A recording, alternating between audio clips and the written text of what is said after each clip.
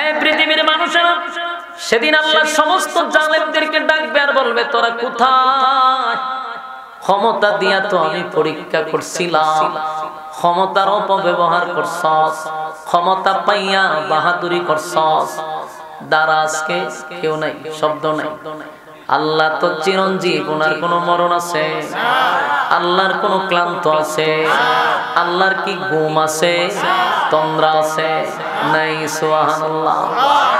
আল্লাহু লা ইলাহা ইল্লাহু আল হাইয়ুল কাইয়্যুম লা তাখুযুহু সিনাতুন ওয়ালা নাওম। আল্লাহ বলেন, আমার ঘুম নাই, তন্দ্রা নাই, ক্লান্তি নাই। সুবহানাল্লাহ। আমার মালিকের ঘুম নাই, তন্দ্রাও নাই।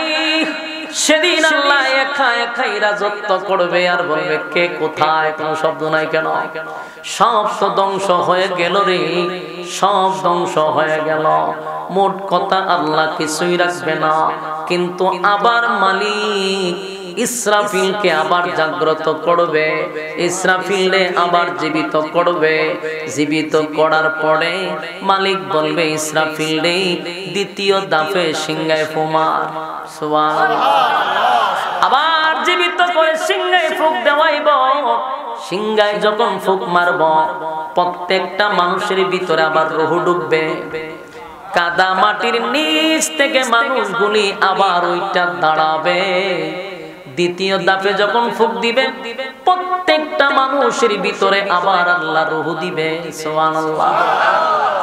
রূহ দিব। কিন্তু সেদিন হাসরের মাঠে সর্বপ্রথম যিনি দাঁড়াবেন, তিনি হলেন সমস্ত নবী কুলের সম্রাট নবী মুহাম্মাদুর রাসূলুল্লাহ সাল্লাল্লাহু আলাইহি ওয়াসাল্লাম। আমার যুবক ভাইরা, প্রতিটা মানুষ উলঙ্গ হইয়া দাঁড়াইব। সেদিন মানুষ উলঙ্গ হইয়া দাঁড়াইব। কেউ কিন্তু কাপড় পরিধান করে দাঁড়াবে না, কিন্তু আমার নবীরে উলঙ্গ করে দাঁড় করাবে না। আমার নবীরে জান্নাতের পোশাক পরিধান কইরা দাঁড় করাইব। সুবহানাল্লাহ। সর্বপ্রথম যিনি দাঁড় করাবেন, জিবরাইলকে আল্লাহ জীবিত করব। জিবরাইলের দায়িত্ব দিব, আমার বন্ধুরে হাসরের মাঠে সবার আগে উঠাইতে হবে। জান্নাতের কাপড় পরিধান করাইয়া জিবরাইল পাগল পাগল হইয়া হাসরের মাঠ আমার নবীরে তালাশ করবে রে। নবীরে কোথাও পাওয়া যায় না। নাই গানি শেষ। প্রতিটা মানুষ তার কৃতকর্মের জন্য আল্লাহর সামনে দাঁড়াইয়া পাই পাই করে আবার হিসাব দিতে হবে। এটাকে আপনারা বিশ্বাস হয়? কথা হইনা দি। আল্লাহর আদালতে আপনাকে দাঁড়াইতে হবে। কুল্লু নাফসিন বিমা কাসাবাত রাহিনা। প্রত্যেকটা মানুষ আল্লাহর আদালতে দাঁড়াইয়া হিসাব দিতে হবে। আর হিসাবের সময়টা বড় ভয়ানক। আল্লাহ বলেন, তিনটা সময় হাসরের মাঠে অত্যন্ত ভয়ানক। কয়টা সময়? তিনটা সময়। একটা হলো আমল নামা দেওয়ার সময়, আরেকটা হলো মিজানের পাল্লায় আমল নামা ওজন দেওয়ার সময়, আরেকটা হলো ওই ফুলচেরাতে ওখানে দাঁড়াইবেন যে এটা পার হইতে গেলে ব্রিজ, এখানে আবার একটা সময়। এই তিনটা সময় ভয়ানক। তবে যদি আপনি ওখানে যাইতে চান এবং সুষ্ঠুভাবে যদি বিপদ মুক্ত আপনি চলতে চান, তাহলে অবশ্যই আপনাকে প্রথম যে ধাপটা পার করতে হবে হলো ঈমান। এরপর হইল নেক আমল। কথা হয় না? আল্লাহ বলেন, ইল্লাল্লাযীনা আমানু। এক নাম্বার হলো তোমরা ঈমান আনতে হবে। কার উপরে? এক নাম্বার হলো ঈমান। ইল্লাল্লাযীনা আমানু, এক নাম্বার ঈমান আনো। দুই নাম্বার হলো নেক আমল করো। মাহফিলে আসেন, বসছেন, বহু মানুষ কিন্তু রাস্তার মোড়ে মোড়ে দাঁড়ায় আছে, দোকান পাটে আছে, গল্পতে আছে, আড্ডাতে আছে, অসংখ্য মানুষের মাঝখান থেকে মালিক আপনি আমারে এখানে বসায় রাখছে। এটাও কিন্তু আল্লাহর পক্ষ থেকে আমাদের জন্য একটা নিয়ামত। কথা দি হই না, ঠিক গুতা দিলে হন করে। দেখেন অনেক মানুষ হলো রাস্তাতে আছে, গল্পতে আছে ব্যস্ত, সে আড্ডায় নিয়ে ব্যস্ত। প্রতিদিন তার যে খাসলত, আজকেও সেই খাসলত, প্রতিদিন আড্ডায় ব্যস্ত। বছরে একটা বারো এমন মজলিসে বসতে পারে না, এটা হলো কপাল পোড়া। কিন্তু রব্বে কারীম অসংখ্য মানুষের মাঝখান থেকে মায়া মহব্বত করে ভালোবেসে এখানে বসায় রাখছে। বোঝা গেল আল্লাহ আমরারে ভালোবাসে। আর এখানে যারা বসছে, আজকে যারা ওয়াজ শোনার পরে মানবে, তারাই হলো গুণগত মানুষ। মানুষ আল্লাহর আদালতে দুই প্রকার। বান্দারে, যদি তোরা দুনিয়াতে আমি আল্লাহর হুকুম আর নবীর তরিকা অনুযায়ী জীবন যাপন করস, যেগুলা নিষেধ করছি, যেগুলা আদেশ করছি, মাইনা চলার নাম হলো গুণগত মানুষ। গুণগত মানুষ হলে রব্বে কারীম কিন্তু ঘোষণা দিছে, আমি আল্লাহ তোমাদের জন্য জান্নাতের মেহমানদারি করাবো। জান্নাতের মেহমানদারি যদি করতে চাও, তাহলে দুনিয়াতে, এই দুনিয়া ক্ষণস্থায়ী দুনিয়াতে আমাদের পূর্ণ প্রস্তুতি নেওয়ার দরকার আছে না? না, আল্লাহ বলেন দুনিয়াটা হলো পরীক্ষার হল। পরীক্ষার হল, এখানে আমি আল্লাহ প্রত্যেকটা মানুষের পরীক্ষা নিব। রেজাল্ট যদি ভালো হয়, ফলাফল আউট হবে পরকালে। রেজাল্ট কিন্তু দুনিয়ায় নয়, রেজাল্ট হবে পরকালে। পরকালে আমি আল্লাহ রেজাল্ট আউট করে দিব। সেদিন প্রত্যেকটা মানুষের কাছে তার রেজাল্ট দেওয়া হবে। মানুষ নিজেই রেজাল্ট দেখবে আর বলবে, হায় আফসোস, হায় আফসোস, আমার মালিক আমার প্রতি কোনো বেইনসাফি করে নাই। এই দিনটা যে আমাদের আসবে, এটা বিশ্বাস হয়, কথা হয় না? আপনার আর কি মনে হয় দুনিয়া সব সময় থাকবো? দুনিয়া অলরেডি বৃদ্ধ হয়ে গেছে, দুনিয়ার অনেক বয়স হয়ে গেছে, দুনিয়া বৃদ্ধ হয়ে গেছে। এই পৃথিবী আল্লাহ রাখবে না, একটা সময় ধ্বংস করবে। আল্লাহ বলেন বিশ্ব পরিস্থিতির পরিসমাপ্তি আমি একদিন ঘটায়া দিব, সব আমি ধ্বংস করে দিব। আল্লাহ কয় জমিন আমি ধ্বংস করে দিব, একটা জাকুনির মাধ্যমে এই দুনিয়া রাখবো না। এক জাকুনি দিয়ে আমি দুনিয়া ধ্বংস করে দিব। আল্লাহ বলেন ইজা জুলজিলাতিল আরদু জিলজালাহা, জমিনের মধ্যে কম্পন সৃষ্টি হয়ে যাবে রে। এই জমিন তো আমি চিরস্থায়ী রাখবো না, এটা ধ্বংস করে দিব। জমিনের মধ্যে জাকুনি সৃষ্টি হবে। ইজা জুলজিলাতিল আরদু জিলজালাহা ওয়া আখরাজাতিল আরদু আসকালাহা ওয়া ক্বালাল ইনসানু মা লাহা। জমিনের মধ্যে যখন জাকুনি শুরু হয়ে যাবে রে, জমিনের ভিতর থেকে আল্লাহ সব বাহির করে দিবে। হীরামণি মুক্তা স্বর্ণ, যেই সম্পদের জন্য আমরা কিন্তু বায়ে বায়ে ঝগড়া করলাম, আত্মীয় স্বজনদের মধ্যে ঝগড়া করলাম, প্রতিবেশীর সঙ্গে ঝগড়া করলাম সম্পদের জন্য, সেই সম্পদ আমাদের চোখের সামনে জমিন উগলায়া দিবে। আর মানুষ বলবে, জমিন তোমার কি হয়ে গেল, এমনটা কেন করতেছ? জমিন কথা বলতে থাকবে। আল্লাহ রাব্বুল আলামিন বলেন জমিনের মধ্যে আমি সেই ক্ষমতা দিয়া দিব, বিআন্না রাব্বাকা আওহালাহা। জমিন এমনি এমনি কথা বলে না, জমিনকে আমি আল্লাহ অর্ডার দিছি রে, তাই তো জমিন কথা বলতে থাকবে। কোনো কিছুই তো মালিক রাখবে না, সব ধ্বংস হয়ে যাবে, যেটাকে বলা হয় সমষ্টিগত কিয়ামত। বলুন কিয়ামত কয় প্রকার? দুই প্রকার। দূরে কোন কয় প্রকার? একটা হলো যার যার কিয়ামত, আরেকটা হলো সমষ্টিগত কিয়ামত। যার যার কিয়ামত মানে হলো যে যখন মারা যাবে তার কিয়ামত তখন থেকেই শুরু হয়ে যাবে। এখন যদি মারা যাই, এই স্টেজ থেকে আমার কিয়ামত শুরু। এটারে হয় যার যার কিয়ামত। মাম্মাতা ফাকাত কামাত কিয়ামাতুহু, যে যখন মারা যায় তার কিয়ামত শুরু হয়ে যায়। আরেকটা হলো সমষ্টিগত কিয়ামত, এই কিয়ামতটা হবে বাঁশি বাজাইয়া। ইসরাফিল আলাইহিস সালাতু ওয়াস সালামের মাধ্যমে দুনিয়ার মধ্যে যা কোনো সৃষ্টি করবে সব ধ্বংস করবে, কোনো কিছু আল্লাহ রাখবে না। মালিক বলেন কুল্লু মান আলাইহা ফান, সব ধ্বংস করবে, কোনো কিছু রাখবো না, সব ধ্বংস করবে। যিনি বাকি থাকবেন তিনি কে? আরো জোরে, ওয়ায়াবকা ওয়াজহু রাব্বিকা যুল জালালি ওয়াল ইকরাম। সব ধ্বংস হলেও মালিক ধ্বংস হবে না। চিরস্থায়ী চিরঞ্জীব আল্লাহ, উনি ছাড়া সব ধ্বংস হবে। আজরাইলকে আল্লাহ বলবেন, আজরাইল রে সব ধ্বংস করে দাও। আজরাইল কুল কায়নাত সব শেষ করে দিবে।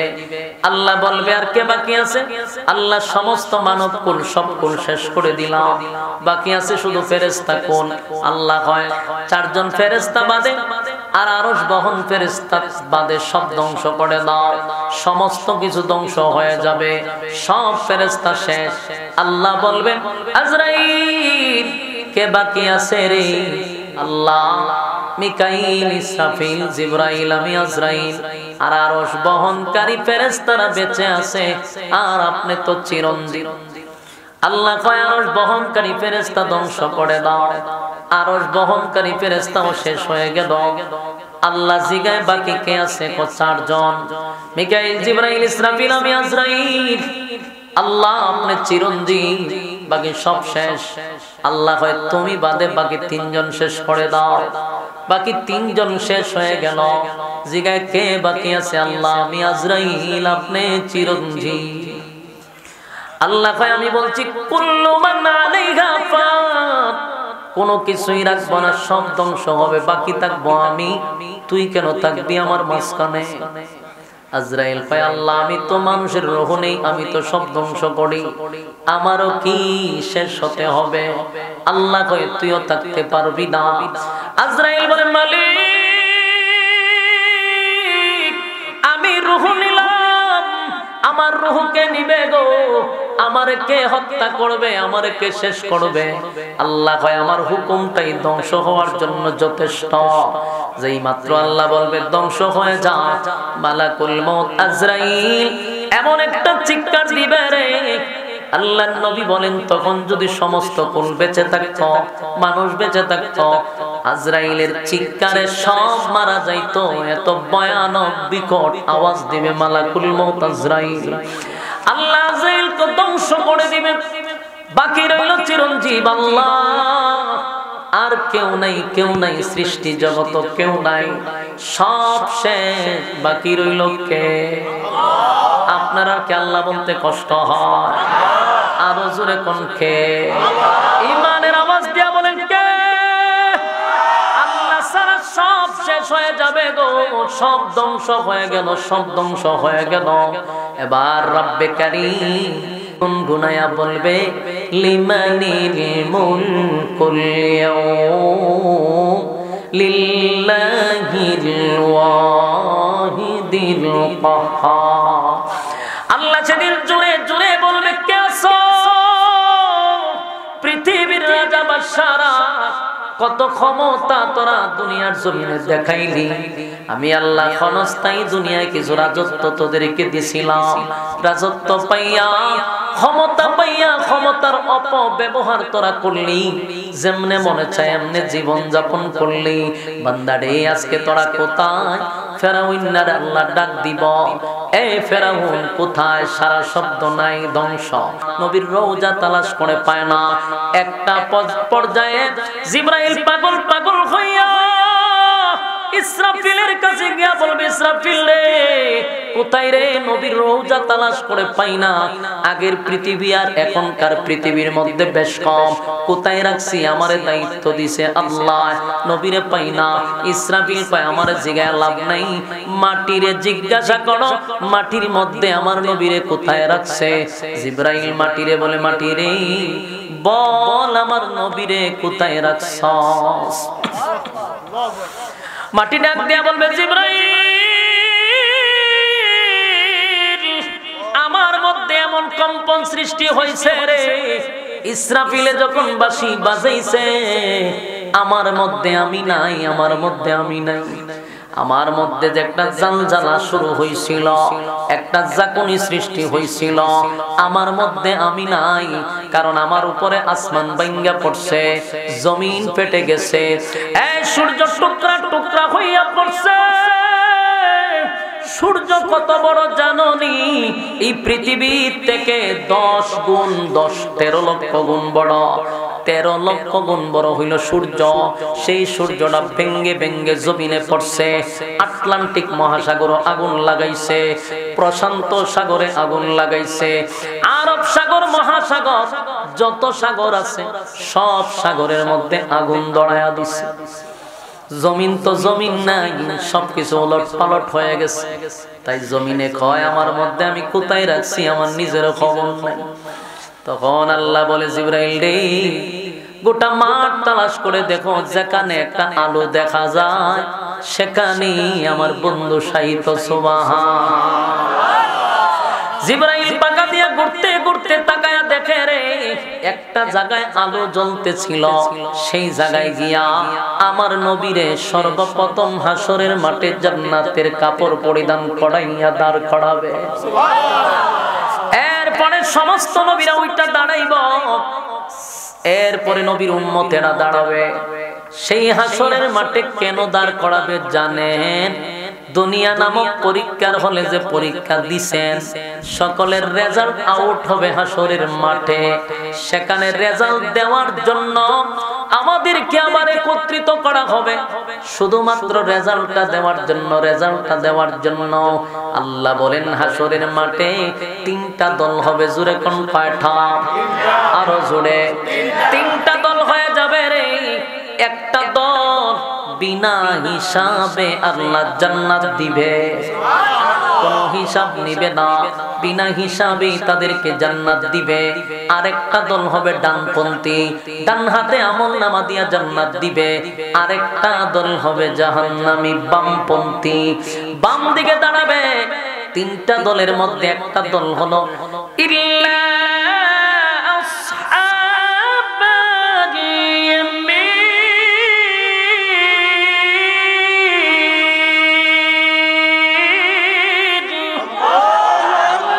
আসহাবে ইয়ামিন, যারা বিনা হিসাবে জান্নাত, কোনো কথা নাই, এমনিতেই জান্নাত পাইব। আরেকটা দলকে আল্লাহ ডানপন্থী বানাইয়া ডান দিকে আমলনামাটা দিব। আমলনামাটা পাইয়া খুশির কোনো সীমা নাই। আরেকটা দলকে আমার আল্লাহ বাম হাতে আমলনামা দিবে রে। কিন্তু মুসিবতটা হলো বামপন্থীদের অবস্থা খুব খারাপ হবে। আল্লাহর নবী নিজেই বলে 3টা সময় হবে ভয়ানক হাসরের মাঠে। একটা হলো আমলনামা দেওয়ার সময়, নেক আমল ওজন করার সময়। 3 নাম্বার হলো ফুলসিরাতের কিনারায়। 3টা সময় ভয়ানক। এর মধ্যে একটা হলো বামপন্থীরা যখন বাম দিকে আমলনামা নিবে, অস্তিত্ব থাকবে না, ভয়ানক একটা রূপ ধারণ করবে। আল্লাহ বলবেন, ফেরেশতারা রে, এই নাফরমানটারে দুনিয়াতে আমি সময় দিলাম, আমি আল্লাহ হায়াত দিছিলাম লম্বা, আমার খাইছে, আমার পড়ছে, আমার জমিনে বুক ফুলাইয়া হাসছে, আমি আল্লাহ গোলামি করলো না, আমি আল্লাহর গোলামি করে নাই।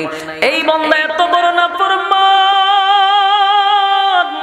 আমার খাইয়া আমার গোলামি করলো না, বান্দা একটা বারের জন্য মাথা নত করলো না।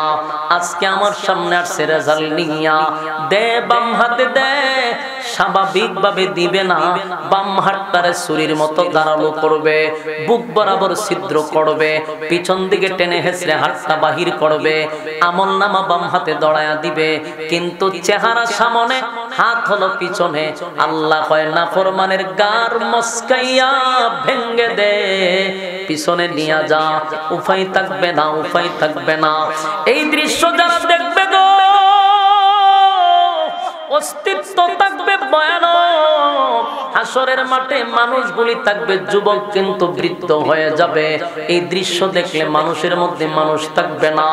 এমন পরিস্থিতিতে আমলনামা দেওয়ার পরে এরপরে বলবে বান্দারে দেখ তোর আমলনামার রেজাল্ট কি। বান্দা আমলনামা পাইয়া নিজেই বলতে থাকবে না, আমার মালিক আমার উপরে কিন্তু বেইনসাফি করে নাই, আমার মালিক তো ইনসাফের বিচারই করছে, আমার মালিক ইনসাফের বিচার করছে। ভালো করে শুনেন, অপরাধী হইয়া নিজেই আল্লাহর প্রশংসা করে বলবে না গো আমার প্রতি কোনো বেইনসাফি করে নাই। আল্লাহ রাব্বুল আলামিন কেন এই কথা বলাইব? কারণ ওই মানুষটাও তখন গুণে গুণান্বিত হবে, শিক্ষিত হয়ে যাবে, সে তার রেজাল্ট দেখবে। ছোট্ট একটা আমল করছিল সেটাও কিন্তু সেদিন দেখানো হবে, ছোট্ট একটা অপরাধ করছে সেটাও দেখানো হবে। আল্লাহ তার প্রতি কোনো জুলুম করবে না, বেইনসাফিও করবে না। তবে একটা কথা জেনে রাখো, হাসরের মাঠে আমার মালিক হবে ইনসাফের বিচারক, ইনসাফওয়ালা বিচারক। পৃথিবীর যত বেইনসাফি বিচারক আছে রে, সব বিচারক গুলা সেদিন ধরা পড়ে যাবে। একটা বেইনসাফি বিচারক আল্লাহর কাঠগড়ার থেকে বাঁচতে পারবে না। এই ব্রাহ্মণবাড়িয়ার মানুষ দিলের কান লাগায় শুনে, যারা বেইনসাফি বিচার কায়েম করেন, বাজারে হাটে দোকানে পাটে গ্রামে মহল্লায় অনেক সর্দার আছে যাদেরকে মাতব্বর বলা হয়।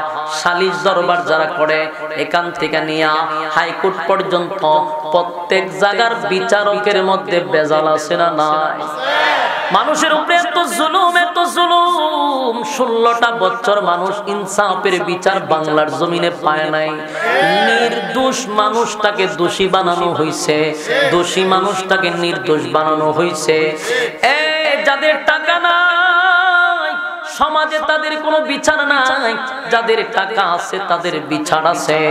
আমাদের সালিশ দরবারের সাধারণ গ্রামগঞ্জের বিচারক, এদেরকে দিয়া বিচার করাইতে গেলেও টাকা লাগছে। সিগারেটের প্যাকেট পকেটে ঢোকানি লাগছে, কথা ফিন্না দিয়ে। এই বাউতাবাজি দান্দাবাজি আছে না নাই? 3 দিনের বিচারটারে নিছে, 1 দিনের বিচার, 1 ঘন্টার বিচারটারে 7 দিন ঘুরাইছে। বাস্তব না বাস্তব? পুরো একটা সেন্টিগ্রেড বিচারক হইল 5 জন। এই 5টা ঘুরাইয়া একসাথে সাহা, একসাথে চলে। বিচার হইলে 2 জন বাঘ হয়ে যায়, বাঘ হয়ে বোঝা যায় চিরশত্রু। একটা অভিনয় করে কইরা হয় বিচার আজকে হইতো না, আগামী সপ্তাহে বিচার। এরকম করতে করতে এটারে নেয় 3 মাস। বাস্তব না বাস্তব? যেই ব্যক্তি বিচার ডাক দেয়, হের চা আর বিস্কুট খাওয়াইতে খাওয়াইতে আরো অর্ধেক ফকির হয়। এইগুলার পকেটের টাকা দিতে আরো ফকির হয়। এই সোনার বাংলাদেশের বিচার তো 16 বছর আমরা দেখছি। বাস্তব না বাস্তব? শুনে রাখো, যারা বেইনসাফি বিচার করছে হাসরের মাঠে জুতা দিয়ে আল্লাহ প্রথম ফিডাইব। কি তাদের ফিডাইব? জুতা দিয়ে ফিডাইব। বলে আরে জুতা দাও হাত বাইরা, একটা বাইরে লেখো আর একটা বাইরা, জুতা দা বাইরা। সারাটা জীবন বেইনসাফি বিচার করছে, ইনসাফওয়ালা বিচারকের কাছে ধরা পড়বে। বাস্তব না বাস্তব? প্রত্যেকটা সেক্টরে কয় জায়গার কথা বলবেন? 16 বছর কি যে লুটপাট বাংলাদেশ হইছে। সাধারণ একটা পিওনের চাকরি করতে গেল তার কয়েক লাখ টাকা ঘুষ দিতে হইছে। বাস্তব না বাস্তব? সব জায়গায় টাকা টাকা টাকা, রাস্তায় সাদা, এখানে সাদা, ওখানে সাদা, পুলিশের সাদা, ওম্মা গোমা, সাদার সাদা। পুলিশ একটা বাহিনী বাংলাদেশ, এই গুন্ডা বাহিনীগুলো এদের সরকারের ড্রেস পইরা এরাও কিন্তু সাদাবাজি করছে রাস্তায়। আরে একটা টাক থেকে, রিস্কার থেকে, সিএনজি থেকে, অটোর থেকে, ভিক্ষুকের ঘরের ভিক্ষুক তারা সরকারি টাকা দেয়, এরপরও সাদাবাজি করছে। এরা তো পুলিশ ছিল না, এরা ছিল আওয়ামী লীগের মতো গুন্ডা বাহিনী। বলুন কি বাহিনী? গুন্ডা বাহিনী। যেটি বালা আছে এখন এদেরকে তো শ্রদ্ধা করি, যারা স্বৈরাচারের দোষর এখনো আছে এদেরকে পুলিশ না, এরা হইলো গুন্ডা বাহিনী। এই আম্মাজানের অনেক জারজ সন্তান এখনো কিন্তু আছে। কিছুদিন আগে আমি ঢাকা, গাজীপুর, প্রোগ্রাম করে আসতেছি, জয়দেবপুর রেল স্টেশনটা ক্রস করতেছি, দেখি 8-10 জন টুকায় পোলাপান, মুখে লাল কাপড় বাইদা, হাতে দাও লইয়া ডাকাতি করতেছে। ওপেন গাড়িতে বসে আমার চোখের সামনে হইতেছে, রিস্কাতে মানুষ লামে দাও ধীরে ধীরে জিনিস নিতেছে। 10 হাত দূর 2 গুন্ডা বাহিনী খারাপ, পুলিশের পোশাক পইরা। তখন আমি বললাম যে স্যার, আপনাদের সামনে ডাকাতি হইতেছে, আপনারা এখানে দাঁড়ানো, একটু যান হেল্প করেন। আমার উত্তর দেয়, যেই জাতি পুলিশের উপরে হামলা করে এদের নিরাপদ পুলিশে দিব কেমনে? তখন আমি বলছি যেটা শেখ হাসিনার অবৈধ সন্তান, এরা অবৈধ সন্তানগুলি এখনো বাংলাদেশে আছে। এই কুত্তা বাহিনীগুলাকে যতদিন পর্যন্ত স্বরাষ্ট্র যারা আছেন, এখনকার সরকার যারা আছেন, যদি কুত্তা বাহিনী চেঞ্জ না করেন, বিপদ কিন্তু সামনে আছে। কারণ এরা জনগণের এখন হেফাজত করে না, কারণ টাকা নাই। আগে তো রাস্তায় সাদা করছে, এখন ডাকাতি ওপেন বাইরে গেছে, প্রতিটা জায়গাতে ডাকাতি হইতেছে। আপনারা জানেন, রাস্তা দিয়ে আমরা চলি, বহু বক্তাদের গাড়ি এখন রাস্তায় রাস্তায় আটকাইতেছে, ডাকাতি হইতেছে। কেডা করে? ওই যে অবৈধ সন্তান রয়ে গেছে, ডাকাতি তারা করতেছে, মানুষের মধ্যে আতঙ্ক সৃষ্টি করতেছে। এজন্য আমি সরকারকে বলবো, রাস্তাঘাটের দিকে একটু নজর দেন। কারণ পুলিশ থাকলেও আমরা উত্তর দেয়, যেই জাতি পুলিশকে মারে, এই জাতি পুলিশ জাতির হেফাজত করবো কেন? তোরে কি জন্য এখানে চাকরি দিছে? তুই জনগণের বন্ধু, জানমালের হেফাজত করবি, তুই খেয়ানত করতেছস। মূল উদ্দেশ্যটা না, আগে ডিউটি পালন করছে, রাস্তার থেকে সাদা তুলছে, এখন ডিউটি পালনও করে না, সাদাও লয় না। বলতে হবে, হক কথা বলতে হবে। এতে কি হইলো না হইলো এটা দেখার সময়, কিন্তু কথাগুলো আপনার বলতে হবে। রাস্তায় আমরা চলি, রাস্তায় রাস্তায় ডাকাতি হইতেছে, এখন জায়গায় জায়গায় ডাকাতি হইতেছে। কেন ডাকাতি হবে? পুলিশ কেন? পুলিশের দায়িত্ব কি পালন করে না কেন? এর মূল তদন্ত করা দরকার আছে না নাই? কেন দায়িত্ব পালন করবে না? বেতন দেয় না, বত প্রয়োজনে বেতন বাড়ায় দেন। এরপরে যদি দায়িত্ব পালন না করে, বুঝবেন অবৈধ সন্তান। আম্মা জানে অবৈধ। এদেরকে যতদিন এখানে রাখা হবে, এই জাতির শান্তি হবে না। এই জন্য চেঞ্জ করা দরকার। 16টা বছর নির্যাতন কি কম করছে? কথা কয় না? 16টা বছর এত নির্যাতন করছে, এত নির্যাতন করছে, বলার মতো না। ওয়াজ মাহফিলে হক কথাটা বলতে পারছি না। লামার পরে কইতো আসেন থানায় একটু বইয়া চা খাইয়া যান, এরাই কইতো। আইসা দাঁড়িয়ে থাকতো, কি ওয়াজ করি এরা শুনতো, কিছুক্ষণ পরে এরা ধরে নিয়ে যেত। আমার প্রশ্ন হলো, জেল হাজত হলো চোর বাটপার চুরি ডাকাতি যারা করে তাদের জন্য হলো জেলখানা, ঠিক না? জেলখানায় থাকবে চোর বাটপার বদমাশ যারা করবে বিচার, সব থাকবে, ঠিক নেই? কিন্তু এখন জেলখানার ভিতরে 16 বছর কোন চোর ডাকার বদমাশ ছিল না।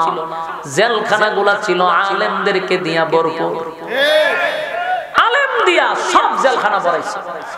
যেখানে থাকার কথা ছিল চোর বদমাশ, সেখানে ছিল আলেমরা। কিন্তু আফসোসের ব্যাপার, সব আলেম নয় গো, সব আলেম জেলে যায় নাই।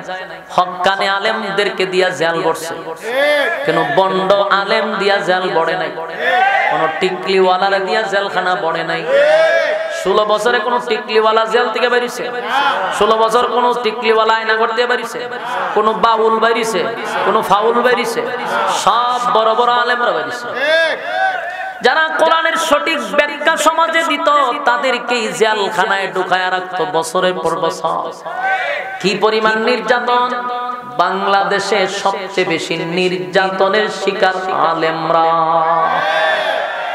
সবচেয়ে বেশি। আর বাংলাদেশে যদি সবচেয়ে বেশি শাহাদাত বরণ করে থাকে, এটা হলো ব্রাহ্মণবাড়িয়া। বাস্তব না বাস্তব? বাংলাদেশে শাহাদাত বেশি বরণ করছে এই শহীদ বাড়িয়ার মানুষ। এই জন্য এটাকে ব্রাহ্মণবাড়িয়া নয়, এটাকে শহীদ বাড়িয়া বানাইতে হবে। ব্রাহ্মণ শব্দ রাখা যাবে না, এটাকে শহীদ বাড়িয়া হিসেবে স্বীকৃতি দিতেই হবে। ইসলামের জন্য বেশি যদি রক্ত ঝরায়া থাকে এই ব্রাহ্মণবাড়িয়ার মানুষ। ইতিহাস আমরা ভুলে যাই না, ইতিহাস আমাদের চোখের সামনে বারবার ঘুরপাক খায়। আমরা কেমনে ভুলে যাই? 22 জন 23 জন মানুষ আমাদের মাদ্রাসার ছাত্রদেরকে পাখির মতো কুত্তা বাহিনী গুলি করে মারছে। এরাই তো গুলি করে মারছে। কেমনে সহ্য করি বলে? এগুলা তো অন্তর থেকে যায় না। এই জন্য তাদেরকে উদ্দেশ্য করে একটা কথাই বল, এই পৃথিবী চিরস্থায়ী না, চিরস্থায়ী না। পৃথিবীতে আগেও কেউ থাকতে পারছে না, এখনো থাকবে না, ভবিষ্যতেও থাকবে না, চলে যেতে হবে রে, কেউ থাকতে পারবে না। তবে যাই না রাখো, যারা জুলুম করছো, বেইনসাফি করছো, আমার ভাইয়েরা বাবারা, আমি জানি আমার কথায় অনেক মানুষের কলিজায় আঘাত লাগছে, কারণ সব মানুষ যেখানে বিএনপি, জামাত, হেফাজত, চরমোনা এরকমটা না, এখানে কিন্তু আম্মা জানের লোক আছে। আম্মা জানের লোক যারা আছে, আর কি আমার কথা ভালো লাগতেছে? করল্লার জুস খাইছেন না আপনারা? আমি খাই, আমি করল্লার জুস খাই, এই জন্য দিন আমার শরীর কত মোটা, এডি খাইয়া খাইয়া শরীর সিপাইছে। তো করল্লার জুস খাইলে পরে মুখটা একটা বেসকি মাছ, এমন বেসুলা লাগে খাইলে পরে বুঝা যায় এটা মজা তো না, ওই মুখটার একেবারে বেজ্জতি করে লাগে, মজা লাগে না। ঠিক এরকম লাগে যখন আম্মার কথা খাওয়া হয়, আম্মার দলের লোকদের কাছে ঠিক ওই করল্লার জুস খাইলে যেরকম লাগে এরকম লাগতেছে। আপনাদেরকে বলবো যে সময় ঘুমাইবেন, বালিশের সঙ্গে মাথা লাগায় আরেকবার এই কথাগুলি একটু রিপিট করবেন, যে পৃথিবী তো ভাই চিরস্থায়ী না। ক্ষমতা যারা অতীতে দেখাইছে কেউই চিরস্থায়ী থাকতে পারছে না। ফেরাউন 90,000 শিশুরে জবাই করছে, নবজাতক শিশু, মুসা নবীর আটকানোর জন্য 90,000 শিশু মাইরা নীল নদের পানি লাল করছে। বলুন সেই ফেরাউন থাকতে পারছে? খুদা দাবি পর্যন্ত করছে, যেই ফেরাউনকে বলা হয়তো পেরাক ফেরাউন, মানুষের ধরে ফেরাক মারত, নিজের স্ত্রী আসিয়ার পর্যন্ত ফেরাক মারছে। সে কত বড় জাহেল জালেম ছিল, সেই ফেরাউন আল্লাহ সুবায়া মারছে। নমরুদ পৃথিবীর ইতিহাসে আরেক জালেম ছিল, ইব্রাহিম খলিলুল্লাহকে আগুনে ফেলাইছে, কত নির্যাতন করছে, সে আল্লাহর সাথে যুদ্ধ পর্যন্ত করতে চায়। সেই নমরুদ পৃথিবীতে থাকতে পারছে না, ধ্বংস করে দিছে। বাস্তব না বাস্তব? এই যে সিরিয়া বিজয়ী হইছে না, কত নবজাতক শিশুর থেকে নিয়ে কত শিশু মারছে। এই যে যেটার পতন হয়েছে আমরা বলে লিখছি বাশার আল আসাদ, এই লোকটা এত রক্ত পিপাসু ছিল যে তার রক্ত না জড়াইলে তার মনে করেন পিপাসা নিবারণ হইতো না। এত মানুষ তার দেশে মারছে, বেশিরভাগ হইল শিশু, নির্যাতন করছে। এবং জেলখানাগুলি এখন ফেসবুকের মাধ্যমে দেখতেছি, মানুষগুলোকে এমন নির্যাতন করছে যা ইতিহাস বিকৃত। অনেক মানুষ জেলখানাতে যখন বাইরে করছে, মানুষ নিজেই তার নিজের নাম বলতে পারে না, স্মৃতি হারা গেছে, পাগল হয়ে গেছে মানুষ। এমন নির্যাতন করছে, প্রতিটা জেলখানার ভিতরে মানুষগুলাকে শিকল দিয়ে বাইন্ধা রাখছে, কঙ্কাল হয়ে গেছে। জুলুম একটা সময় কিন্তু শেষ। আপনারা যারা আম্মার ভক্ত দল করেন ভাই, কতগুলা মানুষটা আয়না করে রাখছে, কত মানুষগুলাকে নির্যাতন দিনের পর দিন করছে। এমনি কি সরকার পতন হয়েছে? মানুষের খুব দিন তো দিন বাড়তে বাড়তে একটা পর্যায়ে বিস্ফোরণ হয়েছে। নাহলে আওয়ামী লীগের মতো বিশাল বড় একটা ক্ষমতার দল এত তাড়াতাড়ি এই পতন হইল কেন? একদিনে হয়েছে না, মানুষের ভিতরে খুব সৃষ্টি হইতে হইতে একটা পর্যায়ে বিস্ফোরণ হয়েছে। মানে জুলুম চিরদিন না। আল্লাহ বলেন যে ওয়াস-সামা'i যাতিল বুরুজ ওয়াল ইয়াউমিল মাওউদ ওয়া শাহিদিন ওয়া মাশহুদ। চারটা কসম করছে। কয়টা কসম?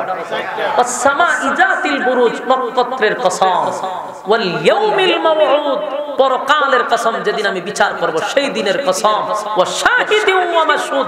এই আয়াতে দুইটা কসম, ওয়া শাহিদু ওয়া মাশহুদ। এই দিনটা তোমাদের সামনে ঘুরে ঘুরে আসে, ইয়াউমুল জুমআ, ইয়াউমুল আরাফা।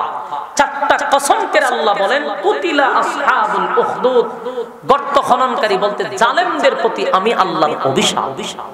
বলুন কার প্রতি অভিশাপ? জালেমদের প্রতি আমি আল্লাহর অভিশাপ। যেখানে আল্লাহ অভিশাপ দিছে সেখানে কি মনে করেন ছাইরা দিব? তা হয় না। আমার যুবক বায়ান, মালিক কাউরে অতীত ছাইরা দেয় নাই, ভবিষ্যৎ ছাড়বে না।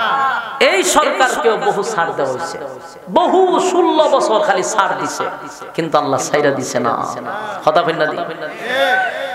এর একটা কারণ হলো পৃথিবীর মানুষ, তুমি যেদিন বুঝবা যে পৃথিবীটা ক্ষণস্থায়ী, এটা চিরস্থায়ী না। আমি থাকবো না, আমার দাদা ছিল না, বাবা ছিল না, আমিও থাকবো না। এই কথাটা যখন তোমার মাথায় ঢুকবে তখন তোমার দ্বারা অপরাধ করা সম্ভব হবে না। আমি বুঝি আমি পৃথিবীর জমিনে বেশি দিন থাকবো না, চলে যেতে হবে, তাহলে ওই মানুষটা কি নেক্সট টাইমে অপরাধ করবে? কথা বলেন না। কারো যদি মরণের ভয় থাকে অপরাধ করতে পারবে না। যে কথা বলতেছিলাম, আল্লাহ কয় যত অপরাধ করছো সব লইয়া একদিন দাঁড় করাবে। কথা বলেন, দাঁড়াইব নি? দাঁড় করাবে। সেদিন আল্লাহ হবে ইনসাফের বিচারক, আল্লাহ ইনসাফ ওয়ালা বিচারক। আল্লাহ বলবে বান্দারে, শীতের সময় টিউবওয়েলের পানি তো ঠান্ডা হওয়ার কথা, কিন্তু তাকায়া দেখ টিউবওয়েলের পানি গরম কইরা দিছি। বান্দা তোর সুবিধার্থে পানি চাপ দিলি গরম বাহির হয়। গরমের সময় তো পানি গরম থাকার কথা ছিল রে, টিউবওয়েলের পানিটা আমি ঠান্ডা করে দিছি তোর সুবিধার্থে। এত সম্মান, এত মর্যাদা, এত নিয়ামত দিয়া তোরে আমি দুনিয়াতে দিলাম। আমার জমিনে তাইকা আমার বিরোধিতা করলি, আমার জমিনে তাইকা মানুষের উপরে জুলুম করলি, মানুষের হক নষ্ট করলি, নির্দোষ মানুষকে দোষী বানাইলি, দোষী মানুষটারে নির্দোষ বানাইলি। তুই কি জানোস না আমি আল্লাহ যে বিচারক হব? আজকে আমার কাছে বিচার দে, হিসাব দে বন্ধা, হিসাব দে। 60 বছরের জিন্দেগি কোথায় খরচ করলি? হিসাব দে। বান্দা কি হিসাব দিবে? একটা পর্যায়ে আল্লাহ বলবে নাফরমানদের ধর, দুইরা জাহান্নামের ভিতরে ঢোকা। ইন্না জাহান্নামা কানাত মিরসাদা লিত্তাগিনা মাআবা লাবিসিনা ফিহা আহকাবা লা ইয়াযুকুনা ফিহা বারদান ওয়ালা শারাবা ইল্লা হামিমান ওয়া গাসসাকা। রব্বে কারীম বলেন জাহান্নাম তোদের জন্য ওত পেতে বসা, লিত্তাগিনা মাআবা সীমা লঙ্ঘন যারা করছে তাদের জন্য জাহান্নাম। আমার যুবক ভাইরা, হাতে পায়ে ধরে বলি, ইনসাফ ছাড়া কোনো বেইনসাফি বিচার করবেন না। মানুষের হক নষ্ট করা যাবে না, মানুষের উপরে জুলুম করা যাবে না, এতিমের মাল মাইরা খাওয়া যাবে না, এতিমের উপরে জুলুম করা যাবে না। কারণ একটা কথা মাথায় রাখতে হবে, আমার কিন্তু মালিকের সামনে দাঁড়াইতে হবে। হিসাব না দিয়ে সামনের দিকে আগানোর কোনো সিস্টেম নাই, উপায় থাকবে না। আল্লাহ বলেন বাংলা শুন, দুনিয়াতে আমার একটা নাম হলো আর রহমান। আমি কিন্তু দয়ালু, আমি আল্লাহর মায়া দয়াটা বেশি। আর রহমান দয়ালু আল্লাহ, আল্লাহর মায়া দয়া বেশি। আমরা যে এত আকাম কোখাম, দিনের খাম রাত্রের খাম, এত খাম করি, আল্লাহর যদি দয়া মায়া না থাকতো একটা আসার দিয়া জাগাতেই আল্লাহ শেষ করে দিত। আমাদের ডাইনে বাতা কিন্তু আছে নিয়োজিত, কিন্তু আমরা যে আকামটি করি ফেরেশতা আমাদেরকে মারধর করে না। এর একটা কারণ হলো আমার মালিকের নাম রহমান। আল্লাহ বলে আমার দয়া মায়া বেশি গো,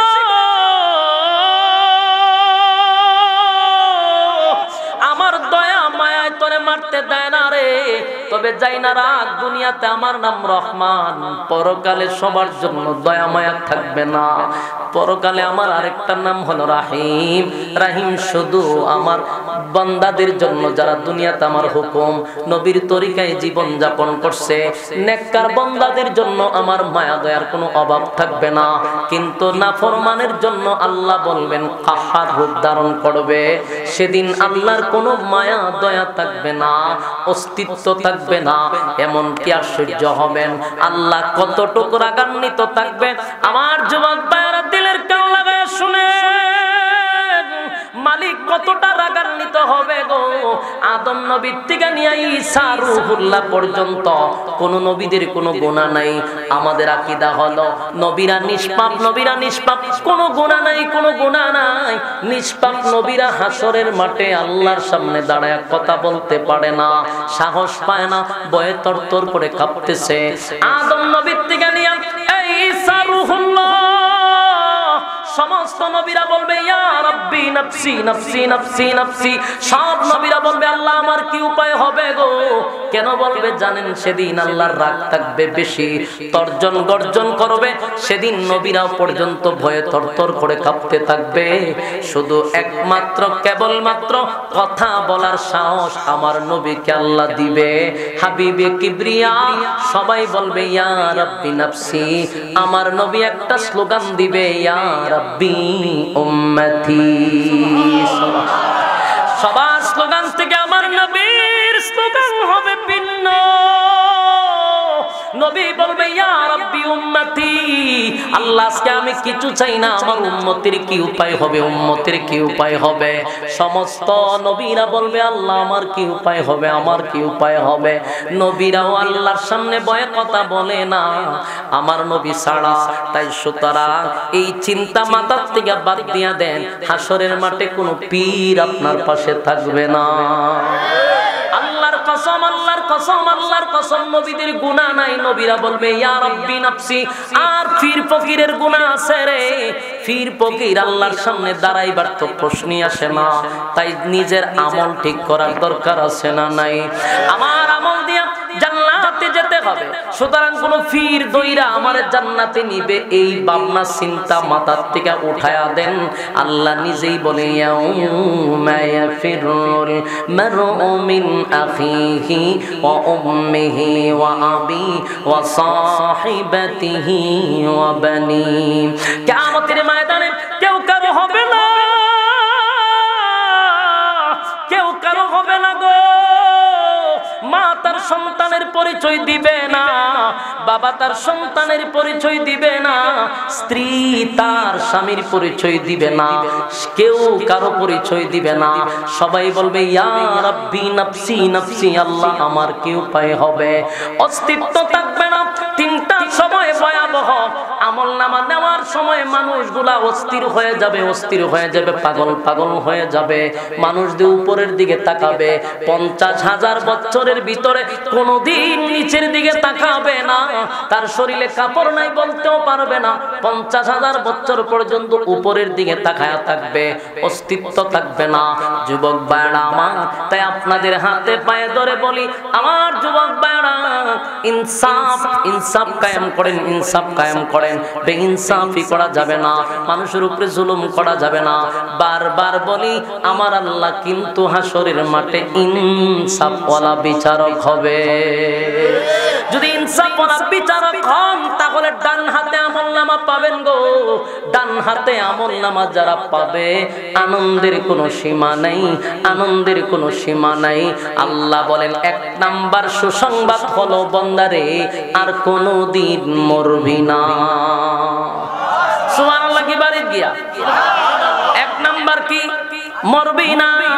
দুনিয়াতে মানুষ মরতে চায় না, মরতে চায় না। আল্লাহ কয় আফসোস দুনিয়ায় পড়া হবে না, প্রত্যেকটা মানুষ মরতে হবে, মরতে হবে। জান্নাতে 1 নাম্বার ঘোষণা হলো আর কোনদিন মরবি না, মরবি না। 1 নাম্বার ঘোষণা। 2 নাম্বার হলো দুনিয়াতে কেউ বৃদ্ধ হতে চায় না। আল্লাহ কয় জান্নাতে বৃদ্ধ হবি না, 32 বছরের যুবক বানায়া দিব, আর কোনদিন বয়স 33 হবে না। যুবক ভাইরা আমার, তাহলে এই কথার উপরে আমল করতে হবে। জান্নাতের ভিতরে আল্লাহ সব আফসোস পুরা করবে। দুনিয়া আফসোস পুরা হওয়ার জায়গা না।